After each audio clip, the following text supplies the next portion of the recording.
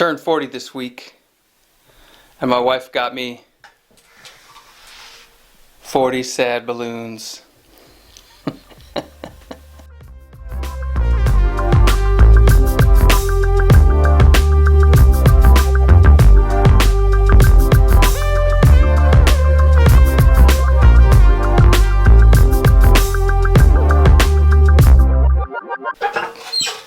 All right, it's Sunday night. I'm in my office. I want to share a couple things that have been churning in my brain all week and hoping they'll help you out. Number one, the best show on TV right now for parenting that I found is The Dog Whisperer. You can learn a lot about parenting in there. One of the things I found is that you set the tone. The biggest thing he has to teach us about parenting in that show is that we set the tone for kids. Our stress is their stress. And when we're not sure who's in charge, they get stressed out because then they want to be in charge, like everyone does. When you're not in charge, your kids take over. They want to, they have to. And the problem with being in charge, as you probably know, if you've ever been in charge of groups of people, is that it's really stressful. There's conflict. People disagree. Well, that's how your kids feel when they have to be in charge of themselves. They're stressed out. It's tiring. If you find that your kids are stressed out, check your tone. Check it a lot. You think you're reacting to them, that you're frustrated with them, but what's actually happening is they're keying off of your stress, and that makes them stressed. The calmer you are, they interpret your calmness as kindness. I'm going to say that again. They interpret your calmness as kindness. I had a breakthrough conversation with a kid this week. Oh man, I hope it changes his life. It changed mine. We talked about why he thinks so many adults are mean. Because he does. He thinks they're all mean. And it's because anytime he hears frustration in their voice, he interprets it that they don't like him. Once he feels rejected by an adult, he doesn't care to please them anymore, and so he decides he's going to do what he wants. Your stress affects your kids. We had somebody come in once to advise our teachers on how to help kids who are misbehaving a lot. And one of the teachers asked a really important question, which is, what do you do with those impulsive kids, the impulsive behavior that just feels like it's nonstop?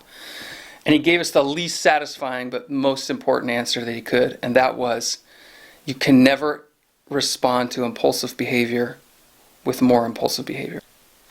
Don't treat impulsive behavior like it's a choice, and it makes them feel out of control, like they can never please you. You have to teach them how to control themselves. The first part of that is to control yourself. So I'm saying all this with this target diagram behind me still, and I've still been thinking about that too.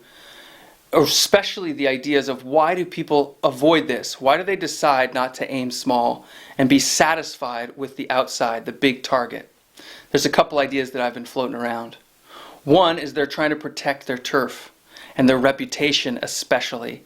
People love to feel like they're in command and in control of even the littlest parts of their life. And so going into that center part, that risk is the risk that you'll fail, that you're not in control, that you're not the expert, that you're not good at it. Maybe you're not good enough. Maybe you don't size up. All those questions come haunting back, and that's why people avoid it. Second thing, and that goes right with it, and it's the inspiration for all this, is just a general fear of failure. Those are two things you have to give up. And there's one more. If you want to aim small, you've got to stop focusing on being right. Everybody knows someone in their life who does this, and everybody does it just a little bit. We love to be right about things. Man, if you're going to go to the middle, you've got to give up on that. You've got to give up on that. At least you got to bring it down a notch and say, it's not what I care about. What I care about is doing good work.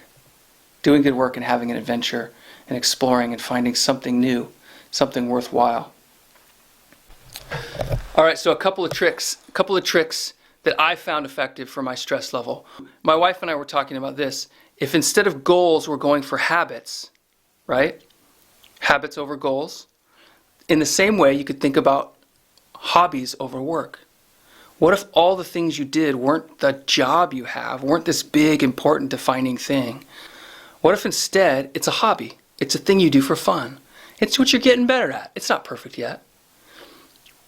How free would you feel from the stress and the anxiety of the potential that you're not good enough? Last thing, and we teach this in our school, is the question to ask yourself is, will this matter in a year? If you're upset about your kid not doing something, if you're upset about life not going your way, ask yourself that question and teach your kids to ask that. Is this a big deal or a little deal? Is this going to matter in a year? Or is this just something that will be gone in a week? You won't really think about it again. If that's the case, it's not worth your time now. It certainly isn't worth stress and emotion that you can't get back when that day is done and it feels terrible. So remember, you set the tone.